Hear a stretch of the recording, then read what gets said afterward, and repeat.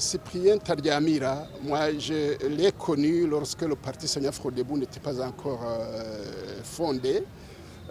À cette époque, c'était un ingénieur agronome qui était très apprécié. Moi-même, j'étais ingénieur agronome à ce moment-là. Nous rencontrions dans les travaux de développement agricole, d'encadrement agricole dans les populations. C'était quelqu'un qui connaissait très bien son métier d'encadrement agricole et qui avait des plans bien déterminés pour développer le pays. C'est la raison pour laquelle, pour ceux qui ne le savaient pas, le pays, très tôt, l'a investi dans des fonctions de diriger le développement agricole dans le pays. Il a été directeur général de l'agriculture et à la fin, il a été ministre de l'agriculture et de l'élevage avant qu'il soit investi comme président de la République. Donc c'était quelqu'un qui connaissait le pays. Donc il était prédestiné pour le développement du pays. Ça c'est le premier message que l'on doit retenir. Le premier héritage que l'on doit retenir, surtout pour les jeunes d'aujourd'hui.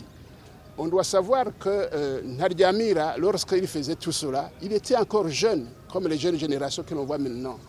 Il avait l'espoir de développer le pays. Nos jeunes d'actuel doivent avoir l'espoir de développer leur pays. Il ne faut pas qu'ils se découragent malgré les difficultés. Quand nous le disons comme ça, nous savons aussi que Ntaryamira avait traversé des difficultés. Il a été réfugié. Alors, lorsqu'il a été investi, nous savons tout comme président de la République, nous savons tout ce qui s'est passé. Il y a le pays, à ce moment-là, le pays était à feu et à sang, surtout ici dans la ville de Bujumbura. Il y avait des morts partout dans la ville et partout dans le pays. Et il a constaté effectivement que c'était de l'indiscipline un peu partout, dans tous les secteurs de la vie nationale. C'est la raison pour laquelle il a lancé ce message de discipline, ce message profond de discipline partout dans le pays. C'est donc le deuxième héritage que l'on doit retenir de lui. Lorsqu'il parle de discipline et que l'on voit ce qui se passe maintenant, on constate qu'avec la pauvreté qui s'installe, avec les gens qui sont découragés, avec tout ce qu'ils font, on dirait qu'ils ont perdu complètement la tête. On dirait qu'ils sont complètement indisciplinés. Donc, ce message de discipline, c'est un héritage qui doit être appliqué maintenant, qui doit revenir dans nos mœurs, dans nos habitudes, partout où nous sommes. Il ne faut pas que les gens se mettent dans le désordre, partout dans tout ce qu'ils font, en commençant par nos dirigeants et dans la population aussi. Donc, ces deux héritages très importants, le développement du pays et aussi la discipline au sein de la nation. Quand le président Ntaryamira, c'était un président de la République. Un président de la République, ce n'est pas n'importe qui. Lorsqu'il est assassiné, il y en a qui disent que, écoutez, c'était un accident. Pour nous, non, ce n'était pas un accident. On peut dire qu'un avion a eu un accident lorsque peut-être ses moteurs sont tombés en panne et qu'il tombe comme ça sans qu'il soit abattu.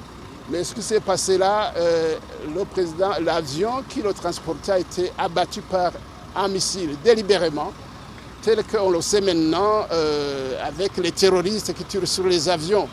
Donc c'était un acte délibéré. Et dans ces conditions-là, normalement, la justice internationale, la justice burundaise, la justice rwandaise, territoire sur lequel ce forfait a été commis, tout ce monde-là devrait engager des enquêtes indépendantes, des enquêtes judiciaires pour identifier les criminels qui ont commis cet acte ignoble.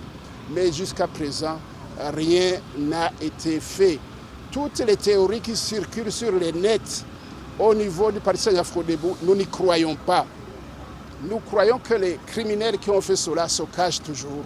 Ils sont protégés par cette incapacité de la justice internationale de fonctionner. Donc, mais en ce qui nous concerne, au niveau du parti Sanyafrodebo, nous allons continuer à réclamer que justice soit faite pour qu'il y ait des enquêtes indépendantes qui puissent nous dire la vérité. Nous savons aussi que derrière ce combat, nous sommes accompagnés par tous les Burundais qui veulent la paix dans ce pays pour qu'ils connaissent la vérité. Sinon, on ne peut pas construire la réconciliation nationale sur des cadavres, sur des mensonges qui sont cachés.